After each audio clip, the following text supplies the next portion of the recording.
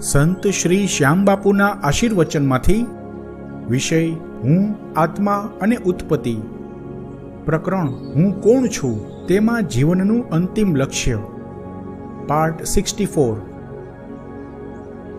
આ ભૌતિક સંસારનો જ અનુભવ હોય, પોતાના ભૌતિક શરીરની જ અનુભૂતિ થતી હોય તો તે માણસ પોતાના જીવનનું અંતિમ લક્ષ્ય, જીવનનો ઉદ્દેશ, મકસદ ભૌતિક સંસારથી વિશેષ રાખી જ ન શકે, ભૌતિક જિંદગીથી વિશેષ કશું જાણી ન શકે।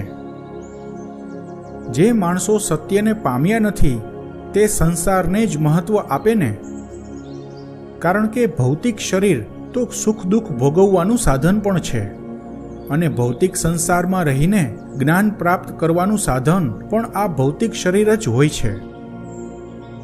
જે લોકો અજ્ઞાનના અંધકારથી ઘેરાયેલા હોય છે તેને માટે શરીરના કે સંસારના સુખ દુઃખ મહત્વના બની જતા હોય છે, અને જે કોઈ જ્ઞાન દ્વારા સત્યને પામી ગયા હોય છે તેને માટે સુખ દુઃખ ગૌણ બની જાય છે। આ ભૌતિક શરીરનો જેવો ઉપયોગ કરતા આવડે તેવું પરિણામ પામી શકાય છે। ખરેખર તો આ ભૌતિક દુનિયામાં રહેવું અને આ ભૌતિક દુનિયાને જ ધ્યાનમાં રાખીને વિચારવું, ભૌતિક જિંદગી જ સારી રીતે જીવવી તે જીવનનું અંતિમ લક્ષ્ય ન હોઈ શકે, કારણ કે આ ભૌતિક જિંદગી પૂરતું જ જીવન સીમિત નથી હોતું।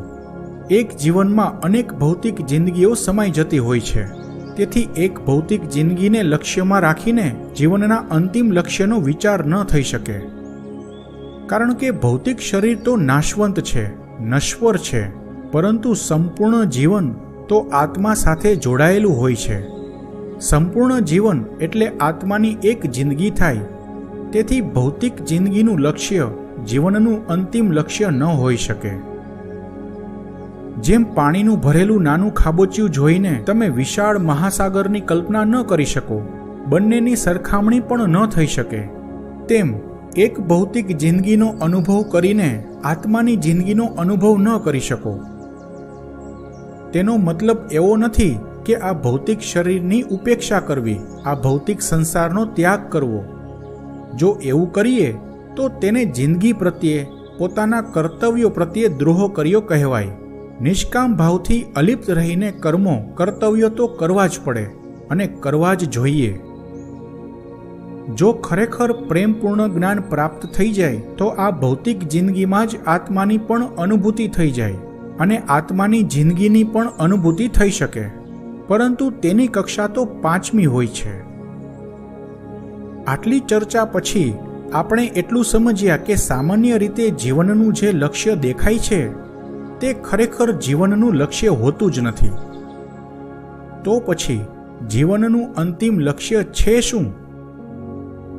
ખરેખર જોઈએ તો આ બધા પ્રશ્નોના સાચા જવાબો 1 થી 4 કક્ષાના માણસો ન આપી શકે, કારણ કે બધા માણસો પોતાની માન્યતાઓને આધીન હોય છે, પોતાના વિચારોને આધીન હોય છે, અને માન્યતાઓ, વિચારો, ભાવનાઓ વગેરે પોતાના અતીતને આધીન હોય છે। દરેક માણસો માટે આ બુનિયાદી પ્રશ્નો એક પ્રકારની લૂપ બનાવે છે, પેરાડોક્સ સર્જે છે, ફરીને હતા ત્યાં જ પહોંચાડી દે છે। તેથી જ તો જન્મો જન્મના ચક્કર ચાલુ રહે છે। જન્મો જન્મના ચક્કર તેનો મતલબ પણ એ જ થાય કે એક પ્રકારની લૂપમાં ફસાઈ જવું અને અંતહીન પુનરાવર્તન પામ્યા કરવું। કઈ રીતે એ પણ જોઈએ। પ્રશ્ન છે, જીવનનું અંતિમ લક્ષ્ય શું છે? જવાબ મેળવવા માટે પ્રતિપ્રશ્ન કરવો પડે, કોના જીવનનું અંતિમ લક્ષ્ય? જવાબ, તમારા જીવનનું અંતિમ લક્ષ્ય। પ્રશ્ન, હું એટલે કોણ? લો, હવે તમારે તમારો પરિચય મેળવવો પડે, ફરીને ત્યાં જ। આ હું, આત્મા અને ઉત્પત્તિની શરૂઆત હું કોણ છું થી કરી હતી, ફરી ત્યાં જ પહોંચી ગયા। જેમ કે એક દોરી લો, તેનો ગાડિયો બનાવો, અથવા તો એક મોટું રબર બેન્ડ લો, તેના પર એક કીડીને મૂકી દો, કીડી દોરી પર કે રબર બેન્ડ પર ચાલ્યા જ કરશે, ક્યાંય તેને અંત દેખાશે જ નહીં। એવું કેમ થાય છે? તેની કીડીને સમજ નથી। સમજો કે કીડીને જ્ઞાન લાગી ગયું, પોતાનામાં કેટલી ક્ષમતાઓ છે તેની સમજ આવી ગઈ તો કીડી દોરીને કે રબર બેન્ડને છોડી દેશે, ત્યાંથી પડતું મૂકશે, જ્યાં પડશે ત્યાંથી શરૂઆત કરશે, પરંતુ લૂપમાંથી બહાર નીકળી જશે. એવું જ હોય છે. જ્યાં સુધી માણસમાં અંતરથી જ્ઞાન પ્રગટે નહીં, 5મી કક્ષાએ પહોંચે નહીં, ત્યાં સુધી તે સંસાર ચક્રના લૂપમાં અટવાય જ કરે છે. કીડીએ તો દોરી છોડી દીધી કે રબર બેન્ડ છોડી દીધું અને તે આઝાદ થઈ ગઈ. તે રીતે માણસ સંસાર ચક્ર છોડી શકે તો મુક્ત થઈ શકે, આપોઆપ અંતિમ લક્ષ્ય પામી શકે. પરંતુ કીડીએ દોરી કે રબર બેન્ડ ક્યારે છોડ્યું? જ્યારે કીડીને પોતાની ક્ષમતાઓનું જ્ઞાન થયું, કીડીને સમજ આવી ગઈ કે પોતે દોરી છોડશે તો નીચે પડશે, પરંતુ તે પતન નથી, મુક્તિ છે. કીડીને સમજ આવી ગઈ, તેથી પોતે નિર્ભય બની ગઈ કે ઊંચેથી પડવાથી પોતાને કશું નહીં થાય. માણસે નીચે પડવાનું નથી, ઉર્ધ્વ ગતિ કરવા માટે સંસાર ચક્રથી મુક્ત થવાનું હોય છે. માણસને જ્યાં સુધી પરમ જ્ઞાન પ્રાપ્ત નહીં થાય ત્યાં સુધી અભય પ્રાપ્ત નહીં થાય, અને ત્યાં સુધી તે માણસ સંસાર ચક્રમાંથી મુક્ત નહીં થાય. અને સંસાર ચક્રમાં રહીને જીવનનું અંતિમ લક્ષ્ય શું છે તે સમજાય નહીં અને સિદ્ધ પણ થાય નહીં. 1 થી 4 કક્ષા સુધીના માણસો અહંકારના પ્રભાવ હેઠળ હોવાથી પોતાના અસ્તિત્વને પરમાત્માથી અલગ માને છે. તેથી મારું જીવન, મારું લક્ષ્ય, મારા જીવનનો ઉદ્દેશ્ય વગેરેમાં અટવાયા કરે છે અને પોતાના નામે કર્મો કરતો રહે છે, સકામ કર્મો કરતો રહે છે, કરતા ભાવથી કર્મો કરતો રહે છે. આ કર્મોની કાર્મિક ઉર્જા એવા લૂપને જન્મ આપે છે. આ લૂપ પોતાના કર્મો થકી બનતી હોય છે. તેથી આ લૂપને કાર્મિક લૂપ કહી શકાય, જેમાંથી માણસ ક્યારેય બહાર નીકળી જ ન શકે અને જન્મો જન્મની પ્રક્રિયા ચાલુ રહે છે. જો કોઈ કહે કે હું અકર્તા ભાવથી કર્મ કરું છું, આવી બધી બાહ્ય જ્ઞાનની વાતો કરતા લોકો માટે તો ઘણા મીટર આપી દીધા છે.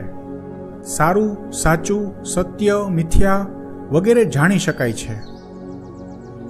આ બધા કારણોથી 1 થી 4 કક્ષા સુધીના માણસો જીવનનું અંતિમ લક્ષ્ય શું હોઈ શકે તેની અનુભૂતિ ન કરી શકે. હવે 5મી કક્ષાએ પહોંચેલી હસ્તી માટે જીવનનું અંતિમ લક્ષ્ય શું હોઈ શકે તે વિશે વાત કરીએ.